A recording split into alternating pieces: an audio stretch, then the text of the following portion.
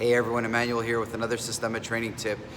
This week's training tip is coming from Vladimir. He taught a very interesting class last week and I wanted to share it with everybody. It was how to move your relaxation around, and he kind of gave everybody some ideas, and I've been playing with it for about a week now, and I kind of share with you kind of my interpretations, but the original source is from him without a doubt. So let me get to it and you can see it, okay? So when you often hear in Systema training, you'll hear relax, relax, relax, and try to relax yourself. And at first it seems kind of odd, and then people do reach a level of relaxation, but then they kind of stay there. And what I learned from Vlad was last week, was to move it and how to move the relaxation around.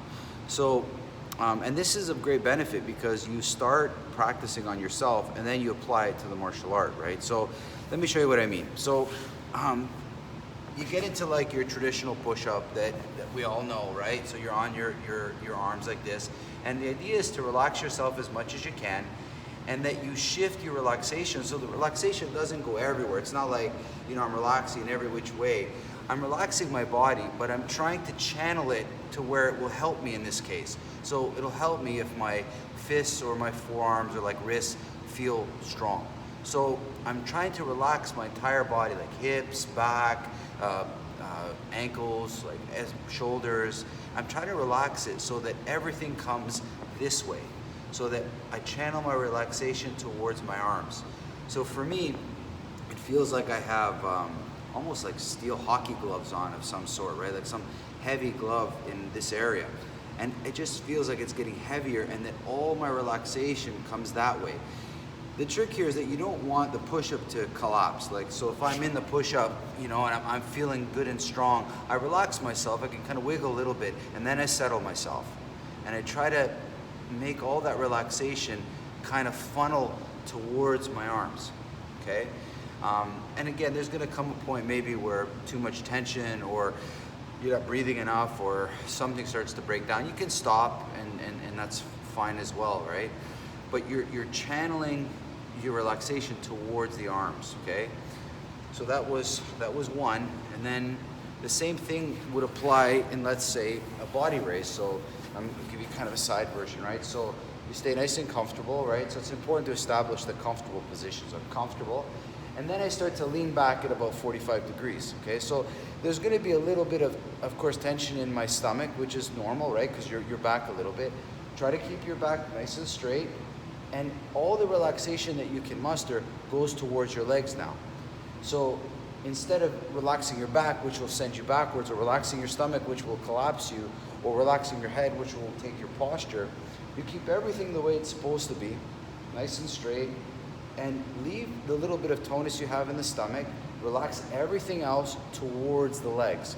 And the feeling is, again, the legs are heavy and that they also feel relaxed. So it's hard to see in the shot, but my legs are just completely relaxed, and that weight or that relaxation helps me hold a little bit better here. So what I'm doing is saying, rather than just relaxing as a general thing, I'm using relaxation to help me deal with the thing that I'm trying to do, right? So if you get angry, you're relaxing yourself, not to forget about but just to calm down on the situation and maybe make a better decision, not overreact or see it for what it is.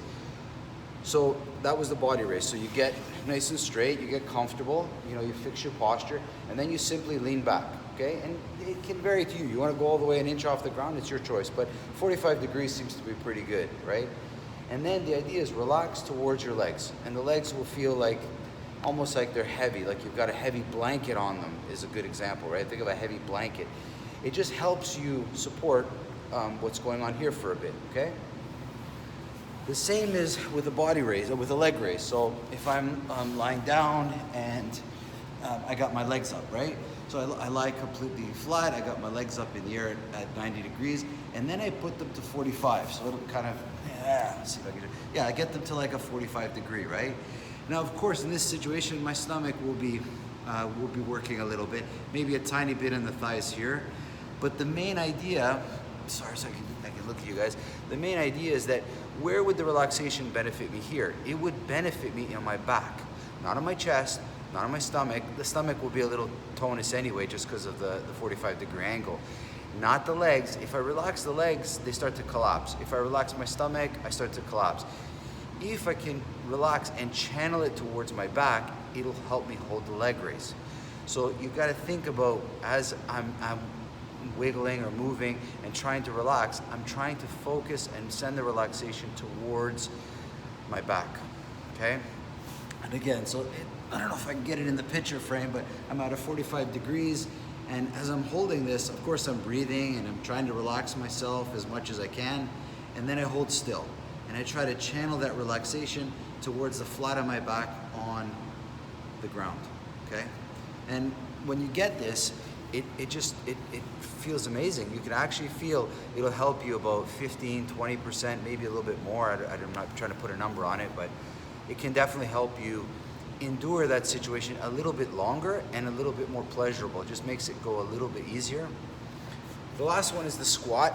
So if you, so you got your squat position, right? So you go down, let's say a third of the way. You don't have to go all the way, but let's say a third of the way, right?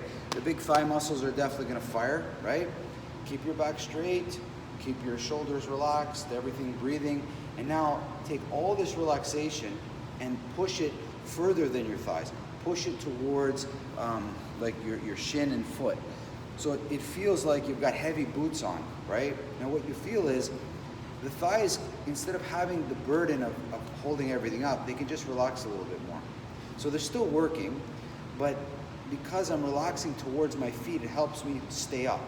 Okay, so keep your posture, keep your breathing, relax your shoulders, relax the whole body. And it's okay if you wiggle a little bit, but then stop and channel that relaxation towards the legs. And try to stop this as much as you can. Like, just do it if you feel some tension, then stop.